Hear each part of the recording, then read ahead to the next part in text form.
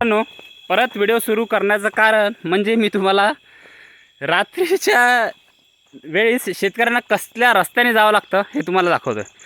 माझा मित्र महादेव चौरे हा समोर लाईट घेऊन उभा आहे.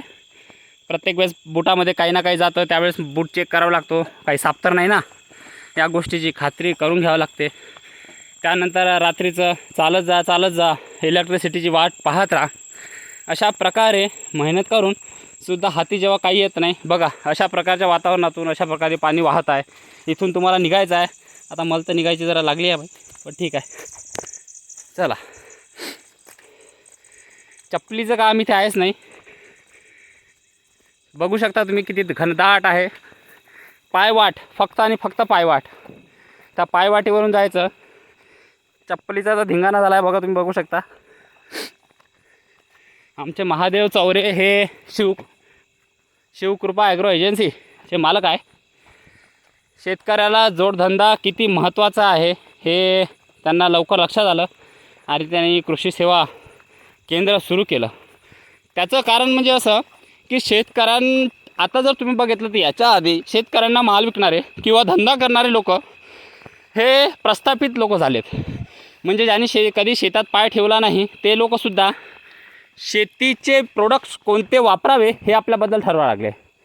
पण महादेव चौरे, गजानन इसापुरे यांनी या गोष्टीत लीड घेतली आणि ठरवलं की नाही, शेतकऱ्यांचे नेमके प्रॉब्लेम काय हे फक्त शेतकरी सांगू शकतो. त्याच्या पिकावर येणारे रोग, त्याच्या पिकाला लागणारे प्रोटीन किंवा जे काही. एक मिनिट, अंधार बघू शकता मित्रांनो, जिकडे बघावं तिकडे अंधार. तशी एक दिवस तुम्ही आले तर तुम्हाला वाटेल की काय लाईफ आहे शेतकऱ्यांची. थांब रे, येऊ दे रे बाबा. शेतकऱ्यांची काय लाईफ आहे, ॲडव्हेंचरस लाईफ आहे. लोक शेतकरी येतात बघा, इकडे हळद लावलेली आहे. पण मित्रांनो, खरं सांगतो, आज मी म्हणजे त्याच्यासोबत पहिल्यांदा आलो. माझा लहानपणीपासूनचा मित्र आहे. पण शेतकऱ्याची स्ट्रगल हे कुणीही बया करू शकत नाही.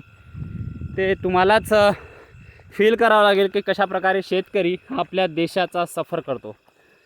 हा व्हिडिओ दाखवण्याचं कारण म्हणजे हेच की महादेव चौरे तुम्हाला काय बोलू इच्छितात. महादेव चौरे साहेब, या बोला.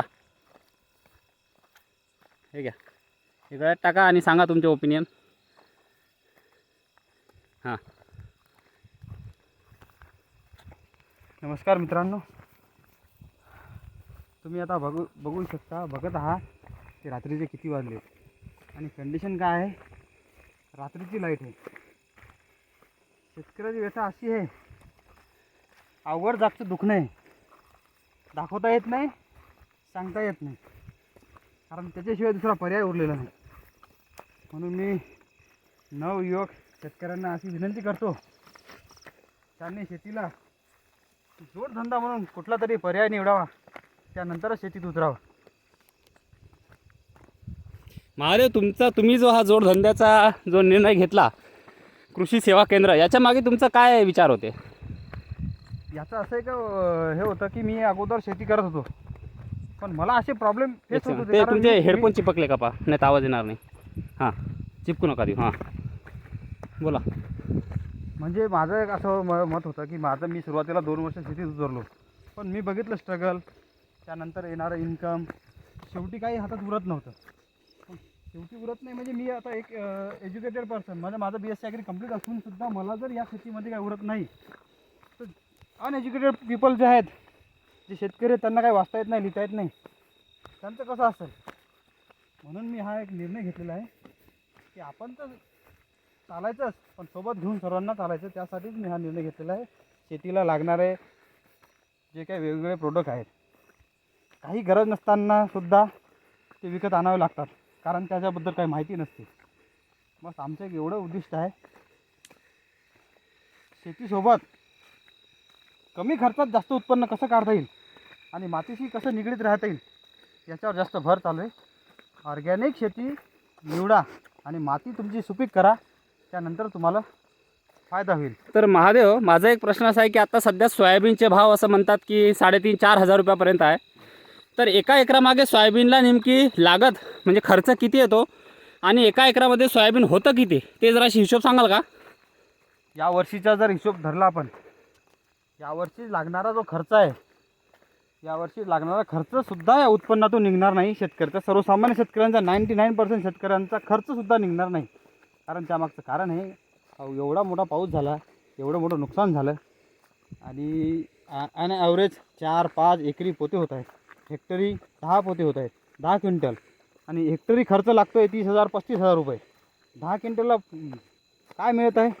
40,000 रुपये. सांगण्याचं तात्पर्य असं की सोयाबीनचे भाव जर 4,000 रुपये क्विंटल असेल मित्रांनो, तर हेक्टरी म्हणजेच 2.5 एकरामागे 25 पोते जर तुम्हाला सोयाबीन झालं किंवा 20 पोते जर तुम्हाला सोयाबीन झालं, हेक्टरी जर तुम्हाला 10 किंवा 15 पोते सोयाबीन झालं, 10 पोते पकडा, कारण की पाऊस एवढ्या मोठ्या प्रमाणावरती झाला त्यामुळे सोयाबीनचं पीक एकतर त्याला म्हणतात शेंग भरली नाही, आणि भरली तर शेंगदाण्यासारखे दाणे, एकदम छोटे छोटे दाणे असे झाले तुरीच्या दाण्यासारखे.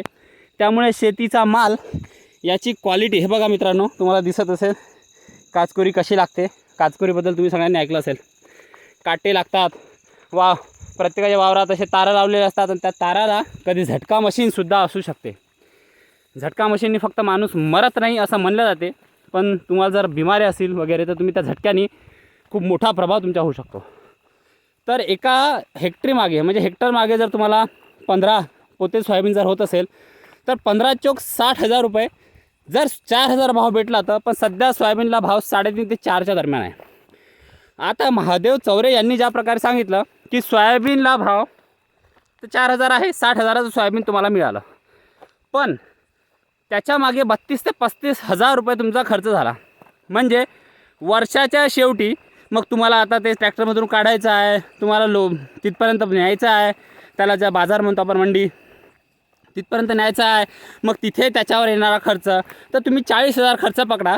तर मित्रांनो वर्षाच्या शेवटी तुम्हाला 20,000 रुपये हातात दिसतात. जर तुम्ही 200 किंवा 400 रुपये रोजाने कोणाच्या वावरात गेले तर तुमचा 16,000 रुपये महिना होतो आणि वर्षाचे जवळपास 1,80,000 म्हणजे जवळपास 2 लाख तुम्ही मजुरीवर कमवू शकता. पण शेतकरी हा स्वतः जमीन 2.5 हेक्टर म्हणजे 1 हेक्टर म्हणजे 2.5 एकरसुद्धा जमीन घरी असूनसुद्धा, उदाहरण देतो आहे, त्याला वर्षाच्या मागे 25,000 रुपये किंवा 20,000 रुपये सोयाबीनमधून उरत आहेत. याचा अर्थ काय, म्हणजे महिन्याचे 2,000. आता त्या 2,000मध्ये त्यांनी घर चालवायचं कसं, लेकरांचे शिक्षण करायचे कसे, घरचा खर्च चालवायचा कसा, संसार चालवायचा कसा, दिवाळी आली तर मनवायची कशी. बघा मित्रांनो कशा प्रकारे तारा वगैरे असतात, त्या तारा तुम्हाला बघून चालवावं लागतं. कधी काय तुमच्या वाटेला येईन याचा काही भरोसा नाही. तर मित्रांनो अशा प्रकारे ही जी शेतकऱ्यांची व्यथा आहे, तर याच्याबद्दल विचार करणारं तर सध्या कोणी नाही, आणि कदाचित कोणी विचार करतही असेल पण ग्राउंडवरती किती स्ट्रगल करावं लागते याची जाणीव मात्र लोकांना नाही. हा प्रवास दाखवण्याचं कारण म्हणजे हेच की शेतकऱ्यांप्रती तुमची जी विचार आहेत ते बदलावे, सरकारने शेतकऱ्यांबद्दल संवेदनशील व्हावं आणि शेतकऱ्यांच्या प्रश्नाला योग्य तो न्याय द्यावा. तुमचं मत काय कमेंट बॉक्समध्ये सांगा, आणि प्लीज माझ्या चॅनलला लाईक, शेअर आणि सबस्क्राईब करा. महादेव एकदा तुम्ही पण रिक्वेस्ट करा भाऊ, इकडे बघ. ठीक आहे.